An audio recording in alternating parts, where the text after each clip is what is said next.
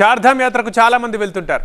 Temple టూరిజంతో పాటు చాలా మంది అక్కడి ప్రకృతి అందాన్ని చూసేందుకు కూడా వెళ్తుంటారు. అయితే ఇలా హెలికాప్టర్లలో వెళ్తున్న వారు ఇప్పుడు అవి ఎక్కాలంటే 1-2 సార్లు ఆలోచించాల్సిన పరిస్థితులు కనిపిస్తున్నాయి.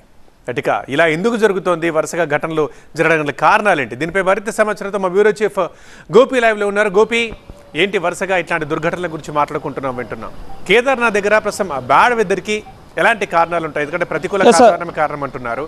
సో టెక్నికల్ సమస్యలు తలెత్తడానికి కూడా ఎలా చూడాలి?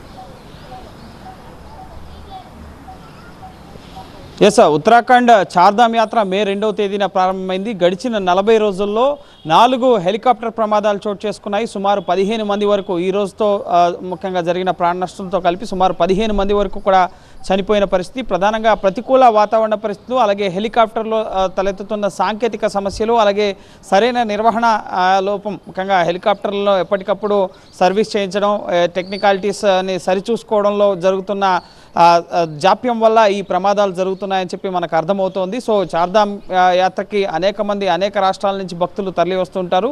ప్రకృతి అందాలను చూడడానికి పర్యాటకులు, అలాగే ఇటు కేదార్నాథ్, బద్రీనాథ్, ఇటు గంగోత్రి, యమునోత్రి ఈ పర్యాటక ప్రాంతాలని కొంత ఆర్థిక స్తోమత ఉన్నవాళ్ళు ఇటు ట్రెక్కింగ్ కాకుండా హెలికాప్టర్లో తొందరగా వెళ్ళి తొందరగా దైవ దర్శనం చేసుకుని పుణ్యఫలాన్ని పొందుదాం అనుకున్న వాళ్ళు వారి గాల్లోనే కలిసిపోతున్న పరిస్థితి ప్రస్తుతం నెలకొంది. ఈరోజు ఉదయం 5:15 ఇటు కేదార్నాథ్ నుంచి గుప్తకాశీకి బయలుదేరిన ఆర్యన్ కంపెనీకి సంబంధించిన హెలికాప్టర్ ఇటు కూలిపోవడం జరిగింది గౌరీకొండ పరిసర ప్రాంతాల్లో, అటవీ ప్రాంతాల్లో. సో ప్రస్తుతం ఎస్డీఆర్ఎఫ్, ఎన్డీఆర్ఎఫ్ దళాలు అక్కడికి చేరుకోవడం జరిగింది. వీరంతా కూడా ఉత్తరప్రదేశ్, ఉత్తరాఖండ్ ఈ రాష్ట్రాలకు, గుజరాత్ రాష్ట్రాలకు సంబంధించిన వారుగా ఇప్పటివరకు గుర్తించడం జరిగింది. ఇందులో ఇటు 10 ఏళ్ల చిన్నారి రాశి ఉన్నారు, అలాగే రాజ్వీర్ పైలట్, అలాగే విక్రమ్ రావత్, వినోద్, అలాగే త్రిష్టి సింగ్, రాజ్ కుమార్, అలాగే శ్రద్ధ 6 ముఖ్యంగా పర్యాటకులు, అలాగే ఒక పైలట్ 7 చనిపోయినట్లుగా గుర్తించడం జరిగింది. ప్రధానంగా ఫాగ్ ఎక్కువగా ఉండడంతో ఉదయం తెల్లవారుజామున కావడం, అలాగే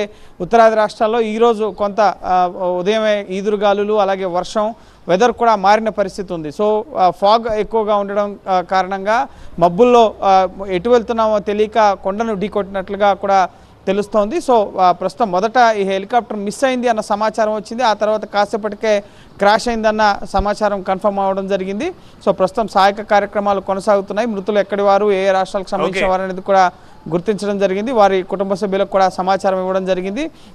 ఇటు ఉత్తరాది రాష్ట్రాలతో పాటు దక్షిణాది రాష్ట్రాల నుంచి కూడా చాలామంది చార్ధామ్ యాత్ర పర్యటనకి వస్తుంటారు. సో ఇటు కొంత ఆర్థికంగా ఉన్న వాళ్ళు హెలికాప్టర్లను ఆశ్రయించడం జరిగింది. ఇటీవల టీడీపీ ఎంపీ కుటుంబ సభ్యులు కూడా గత నెల హెలికాప్టర్ ప్రమాదంలో చనిపోవడం జరిగింది. అంబికాకు సంబంధించిన వారి కుటుంబ సభ్యులు కూడా చనిపోవడం జరిగింది. సో ప్రస్తుతం ప్రయాణికులు అయితే కొంత ఆందోళన చెందుతున్నారు. పర్యాటకులు హెలికాప్టర్ల ఫిట్నెస్ని పైన ప్రభుత్వం దృష్టి సారించాలన్న విజ్ఞప్తులు కూడా వస్తున్నాయి. సో చూడాలి. ఇప్పటివరకు 4 హెలికాప్టర్ ప్రమాదాలు జరిగాయి, 15 మంది వరకు కూడా చనిపోయారు. ఉత్తరాఖండ్ ప్రభుత్వం దీనిపైన, ఎందుకంటే పర్యాటకంగా ఆధారపడి ఉన్న రాష్ట్రం కాబట్టి, సో ఇటువంటి ప్రమాదాలు దానిపైన, పర్యాటకం పైన కూడా ఇంపాక్ట్ చూపిస్తాయి కాబట్టి, సో చూడాలి ప్రభుత్వం ఎటువంటి చర్యలు తీసుకుంటుంది అనేది.